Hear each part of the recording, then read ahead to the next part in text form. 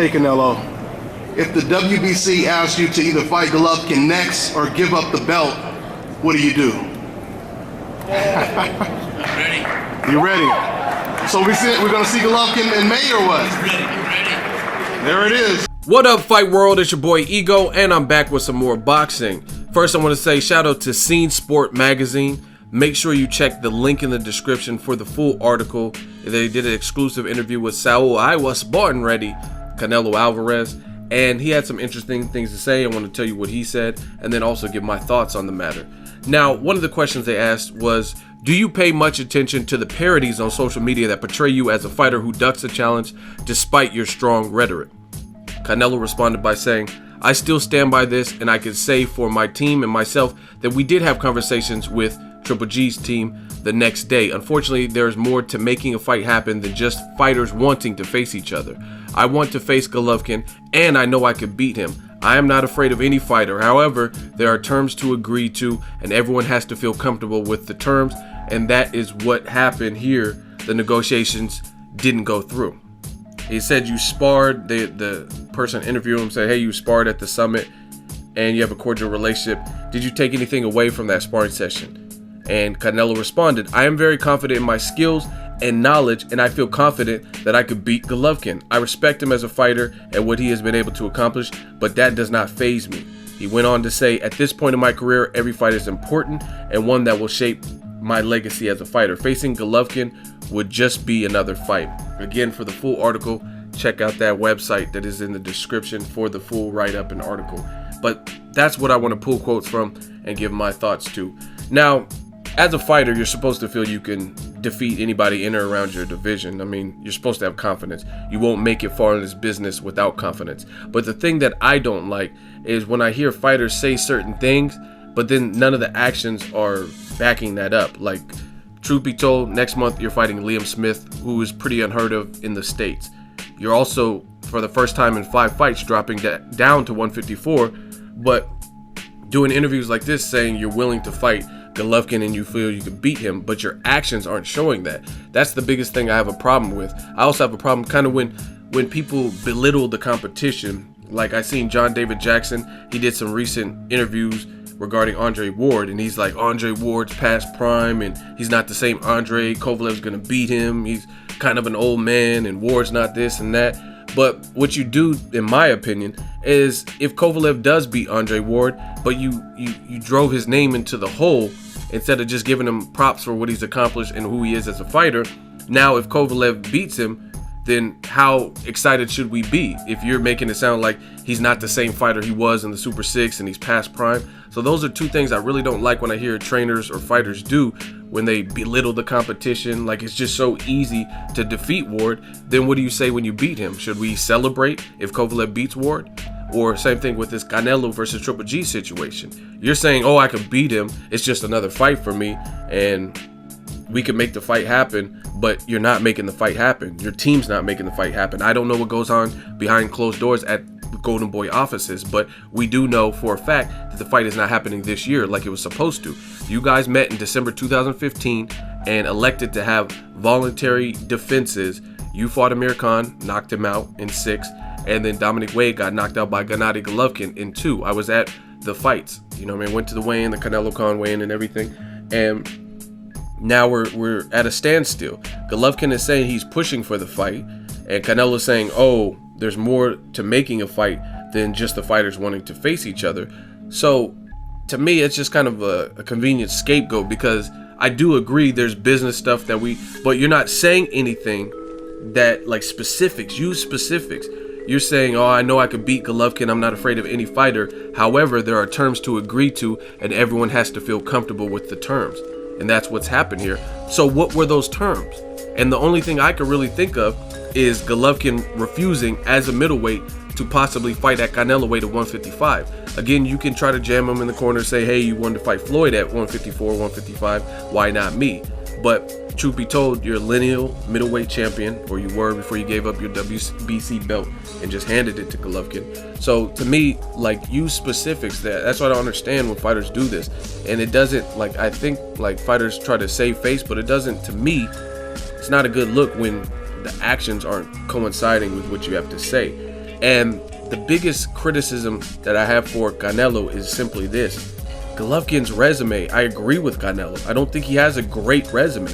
He's fighting some ranked guys, but I don't think the middleweight division is popping like junior middleweight. You know what I mean? There's a lot of killers there. I could think of off the top of my head. Edeslandi Lara, decorated amateur.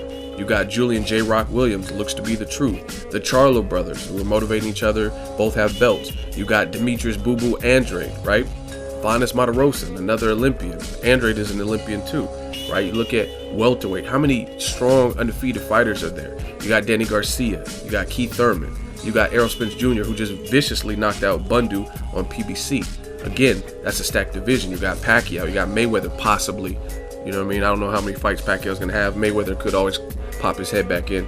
That's what I'm talking about. Middleweight's not stacked like that. So I agree with both sides in certain things.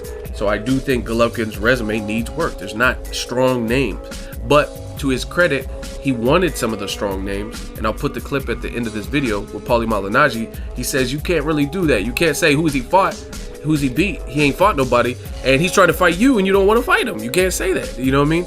And there are people like Danny Jacobs, Billy Joe Saunders, Miguel Cotto, Canelo, right? Carl Froch, he said, oh, I'm too strong, too big, and then he retired. So there are some people that don't look like they're in a rush to fight Golovkin. I do think Golovkin's team says a lot of stuff, and they kind of like double talk, like, oh, we'll fight Floyd. No, actually, they said we'll fight anyone at 54 to 168. Golovkin knocks out cruiserweights or whatever. And then you strip that down to the actual fact, you will only fight Floyd Mayweather at 54. So I do agree with the other side with that. There is some double talk there. Golovkin is avoided by some, but then there are guys like Edeslandi Lara, Gilberto Ramirez, James DeGale, and you may have to take those options if you can't get those immediate fights that you want now in your division. I understand trying to stay and unify. So it's just all kind of a big mess and a political business type model that a lot of these fighters, camps, the promoters are all enacting at the same time. So it's kind of a lot of double talking and contradictions on really all the sides. But as far as Canelo versus Triple G, the most disappointing thing with that fight not happening is Golovkin's resume does need work. You know what I mean? Even the Kell Brook, if he beats Kell Brook, that doesn't really tell me that much. You know what I mean? We'll see if Kell Brook can push him to the brink or show some different side of Golovkin, but that's a welterweight. Canelo is a big junior middleweight who can clearly make middleweight based on his mass. I looked at pictures and I did videos on this Ego Weight Watchers. His back looks huge right now, right? So the big thing is you're doing yourself a disservice if you really feel confident that you can beat him. Do like Edeslandi Lara when Oscar De La Hoya didn't want you to fight Lara. His style was too tricky or whatever. And you said, nah, fuck that, Oscar. Make the fight. If you really feel you could beat Golovkin, make the fight. Because people want to see it. And there are a lot of people in your corner that believe you can beat Canelo or beat Golovkin. So that's the thing. It's not just about saying it. What are the terms that you can't agree on? You know what I'm saying? And I don't know. I would favor Golovkin, but it's not out of the question for Canelo to win. I like Canelo. I think that would be the most, the strongest, youngest, kind of in prime with good fundamentals, good boxer puncher that Golovkin has faced to this point. That's ready-made for the middleweight limit. Kell Brook is a great fighter also in his own right, but he's a welterweight. You know what I mean? If you look at, if this was a race at who's closer to middleweight, Canelo is clearly there. He's clearly closer to the middleweight mark than a Kell Brook. You know what I mean? I don't care how much Kell Brook weighs in his off season, because the bottom line is this.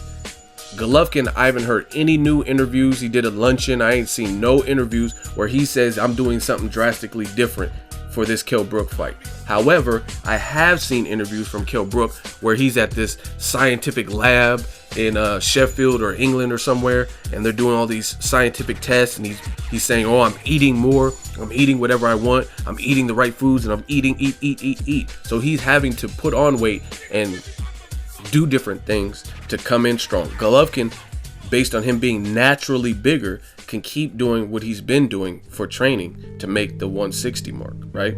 Kell Brook is the one that's doing all this scientific stuff and eating up and trying to pack on the pounds in the right way. So again, Canelo's closer to the middleweight mark as is. You look at the 30-day weigh-ins of Canelo and the 30-day weigh-ins of Golovkin, they're within half a pound of each other at their 30-day WBC mandatory weigh-in marks. So it's a great fight. I would favor Golovkin, but I just really want to see it. I've been wrong before. If Canelo beat him, I would give him all the props in the world, but I got to see it. So these interviews like, oh, Golovkin's nothing special and I can beat him, I'm confident. Fight him. That's really what it is. What it boils, you can beat him, fight him. That's really what it is. And I'll give props to whoever won that fight because it's that type of fight. It's a good fight. Drop in the comment section. Let me know what you think. Make sure you like my video as always. Hate, comment, and subscribe. Till next video, it's Ego signing off. For the Gennady-Golovkin fight, should Gennady-Golovkin bite the bullet, come down to 155, or should it be at the full 160? See, I don't know, because it's hard to make 155 if you're a 160 pounder, you know? Like, you know, I don't know that Canelo can fight any real middleweights at 155 pounds. Like, I fight at welterweight, I can't fight at 142 pounds. If I can make 142 pounds, I'd be fighting a junior welterweight, you know? So I don't know that you're gonna get any real middleweights with the ability to make 155 pounds. I really question that. So if that's the case, Canelo will always be defending against non-middleweights, even if he has the middleweight title. So we'll see. It's not a matter of if he should or shouldn't. For me, it's a matter of if he even can, if he wants to. You know? Why does he go down to 154 for Mayweather? That's the thing. He puts his foot in his mouth. He calls out every 68-pounder except Ward. He calls out no 154-pounders except for Floyd. And then, you know, he gives people a reason to question him when he talks, you know? So, I mean, I really can't answer that question. You got to take that up with them. They put their own foot in their mouth when they talk. It's unfortunate. Canelo said that Golovkin, he needs to fight somebody. He needs to fight somebody that's going to complicate him. He compared his last 10 opponents to Golovkin's last 10 opponents. What do you think about Canelo saying that? That's bullshit to me, because you can't force guys to fight you. Golovkin hasn't been in with the same caliber of guys as Canelo, because those guys don't want to fight Golovkin. That's it. So you can't put a gun at somebody's head and make them get in the ring. You can't compare the level of opposition when people won't fight you. You can't knock somebody for being so good that guys won't fight them, and then you say who they fight. Of course, who they fight. Nobody wants to fight them, including you. So how you gonna compare that? You know. So what about for me that argument is irrelevant.